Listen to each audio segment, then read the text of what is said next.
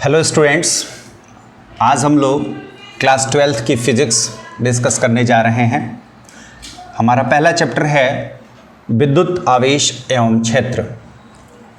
विद्युत आवेश में पहला टॉपिक है हमारा कूलाम का नियम कि जब दो बिंदु आवेश एक दूसरे से r दूरी पर स्थित हों तो उनके बीच लगने वाला आकर्षण या प्रतिकर्षण बल उन दोनों आवेशों के परिमाण के गुणनफल के अनुक्रमानुपाती तथा उनके बीच की दूरी के वर्ग के व्युत्क्रमानुपाती होता है। माना दो बिंदु आवेश Q1 व Q2 एक दूसरे से r दूरी पर स्थित हैं तो इनके बीच लगने वाले बल की गणना करनी है। कूलाम के नियमानुसार इन दोनों बिंदु आवेशों के मध्य लगने वाला आकर्षण या प्रतिकर्षण बल इन दोनों आवेशों के परिमाण के गुणनफल के अनुक्रमानुपाती, जिसे हम समीकरण F1 कहते हैं, और दूसरा इन दोनों के बीच लगने वाले बल इन दोनों के बीच की दूरी के वर्ग के व्युत्क्रमानुपाती होता है। अर्थात हमने यहाँ पे दो समीकरण लिखा, F अनुक्रमानुपाती Q1 Q2 तथा दूसरा F व्युत्क्रमानुपाती R स्क्वायर। चूँकि यह दोनों समीकरण F के हैं इसलिए इन दोनों समीकरणों को मिलाने पर F अनुक्रमानुपाती Q1 Q2 अपान R स्क्वायर हुआ। जब भी हम अनुक्रमानुपाती को हटाते हैं तो एक नियतांक प्रयोग में लाते हैं और विद्युत क्षेत्र में वह नियतांक होता है 1/4 पाई एप्सिलॉन नॉट। इसलिए हमने इसको लिखा F बराबर 1/4 pi epsilon not Q1 Q2 बटा R स्क्वायर। यह बल है इसलिए इसका मात्रक हमारा न्यूटन होगा। जहाँ हमारा न्यूटन होगा, जहाँ हमारा 1/4 पाई एप्सिलॉन नॉट जिसको हमने नियतांक बोला था, इसका आंकिक मान 9 × 10⁹ न्यूटन मीटर स्क्वायर पर कूलाम स्क्वायर होता है। इसमें एप्सिलॉन नॉट जो है, उस एप्सिलॉन नॉट को हम लोग निर्वात की विद्युतशीलता कहते हैं। निर्वात की विद्युतशीलता कहते हैं या इसे हम लोग परावैद्युतांक भी कहते हैं।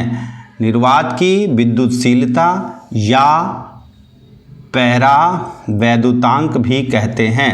यह जो हमने बल निकाला 1/4 pi epsilon not Q1 Q2 by R square, यह निर्वात के लिए हुई। क्यों? क्योंकि इसमें निर्वात की विद्युतशीलता का प्रयोग किया गया है। अतः यह जो हमारा बल हुआ, यह बल निर्वात में रखे दो बिंदु आवेशों के लिए है। अगर हम इस दोनों बिंदु आवेशों को दूसरे माध्यम में रखते हैं तो इनके बीच लगने वाला हमारा आकर्षण या प्रतिकर्षण बल हमारा अन्य माध्यम में जो होगा वह होगा 1/4 pi epsilon Q1 Q2 by R square. यह भी हमारा न्यूटन ही होगा। जहाँ पर हमारा जो एप्सिलॉन है उसे हम अन्य माध्यम की विद्युतशीलता कहते हैं कि इन दोनों बिंदु आवेशों के मध्य लगने वाला आकर्षण या प्रतिकर्षण बल। तो हम देखते हैं कि कब आकर्षण बल लगता है और कब प्रतिकर्षण बल काम करता है। आकर्षण बल का मतलब ये हुआ कि जब दो बिंदु आवेश और वह दोनों समान हो। समान का मतलब कि या तो दोनों धनात्मक हों या तो दोनों ऋणात्मक हों, तो ऐसे बिंदु आवेशों को हम लोग समान विद्युत आवेश कहते हैं। और समान विद्युत आवेशों के बीच लगने वाला जो बल होगा वह प्रतिकर्षण बल कहलाता है। और अगर हम असमान बिंदु आवेश की बात करते हैं, इसका मतलब कि एक ऋणात्मक दूसरा धनात्मक तथा दूसरा धनात्मक पहला ऋणात्मक, तो इनके मध्य लगने वाले बल को हम लोग आकर्षण बल कहते हैं। आकर्षण बल कहते हैं। जब दोनों बिंदु आवेश समान हों तो उनके बीच लगने वाले बल को हम लोग प्रतिकर्षण बल, तथा जब दो बिंदु आवेश असमान हों तो उनके मध्य लगने वाले बल को आकर्षण बल कहते हैं। निर्वात में जो बल पढ़े थे उसको मैं F वैक्यूम लिखता हूँ और इसका मान हम लोग पढ़े थे 1/4 pi epsilon not Q1 Q2 by R square, तथा किसी माध्यम में जो हम लोग बल पढ़े थे उसे मैं F मीडियम से प्रदर्शित कर रहा हूँ और इसका मान होता है 1/4 pi epsilon Q1 Q2 by R square. ये हमारा पहला समीकरण और ये हमारा दूसरा समीकरण। अगर इन दोनों समीकरणों को भाग दे दिया तो देखते हैं क्या होता है। हमने बोला F वैक्यूम बटा F मीडियम, यहाँ पर इसका मान मिलता है हमें एप्सिलॉन अपान एप्सिलॉन नॉट और इसे हम लोग एप्सिलॉन R से प्रदर्शित करते हैं और इस एप्सिलॉन R को पैरावैद्युतांक के नाम से जानते हैं। क्या बोलते हैं? पैरावैद्युतांक के नाम से जानते हैं। इसे हम लोग एप्सिलॉन R या स्मॉल k से भी प्रदर्शित कर सकते हैं। अर्थात अगर हम बोलें पैरावैद्युतांक की परिभाषा क्या होगी तो हम बोल सकते हैं कि किसी माध्यम की विद्युतशीलता और निर्वात में विद्युतशीलता के अनुपात को पैरावैद्युतांक कहते हैं, या यह भी कह सकते हैं कि किन्हीं दो बिंदु आवेशों के मध्य लगने वाले बल व निर्वात में और फिर किसी अन्य माध्यम में लगने वाले बल के अनुपात को हम लोग क्या बोलते हैं? पैरावैद्युतांक एप्सिलॉन R या K बोलते हैं। अब एग्जाम्पल अगर देखा जाए इन दोनों पर, यहाँ पर हम कह भी सकते हैं, क्या कह सकते हैं? हम ये कह सकते हैं कि epsilon is equals to epsilon not into epsilon R। इस समीकरण से हमने क्या किया? बना लिया epsilon is equals to epsilon not into epsilon R और इस वैल्यू को समीकरण 2 में रख दिया। क्या बोला? समीकरण 2 में रख दिया। मैं क्या लिखा? एप्सिलॉन का मान समीकरण 2 में रखने पर, यहाँ पे हम लिख दिए समीकरण 2 में रखने पर हमें समीकरण 2 क्या मिलता है? F मीडियम बराबर 1/4 पाई और एप्सिलॉन के जगह पे हम लिख देंगे एप्सिलॉन नॉट और इंटू एप्सिलॉन R और यहाँ पर हमारा क्या हो जाएगा? Q1 Q2 by R square. इसे करने से हमें क्या फ़ायदा है?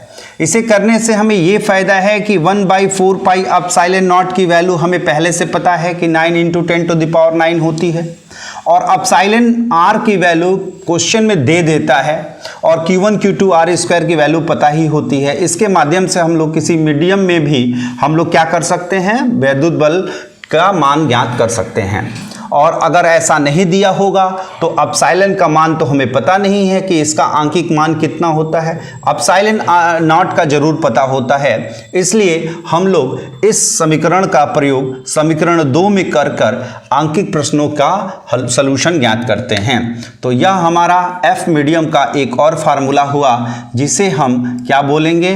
F medium is equals to 1/4 pi epsilon not into epsilon R into Q1 Q2 by R square. अगर इस पर हम कोई प्रश्न देखते हैं, जरा देखा जाए। अगर यहाँ पर कोई एक बिंदु आवेश है जिसका मान है 2 माइक्रोकूलाम और दूसरा है हमारा 3 माइक्रोकूलाम, तो इन दोनों एक दूसरे से 6 सेंटीमीटर की दूरी पर रखे हुए हैं, तो इनके मध्य लगने वाले बल का मान ज्ञात करना है। क्या क्या दिया है प्रश्न में? प्रश्न में दिया है Q1 और Q2 का मान। Q1 बराबर 2 माइक्रोकूलाम, इस 2 माइक्रोकूलाम को हम लिख सकते हैं 2 × 10⁻⁻6 कूलाम और Q2 का मान दिया है 3 माइक्रोकूलाम।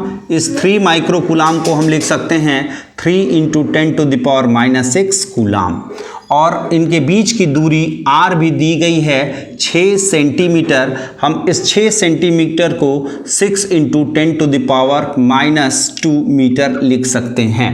अब इनके मध्य लगने वाला बल ज्ञात करना है, रिपल्सिव। क्या लिखेंगे? F रिपल्सिव, और इसका मान क्या होता है?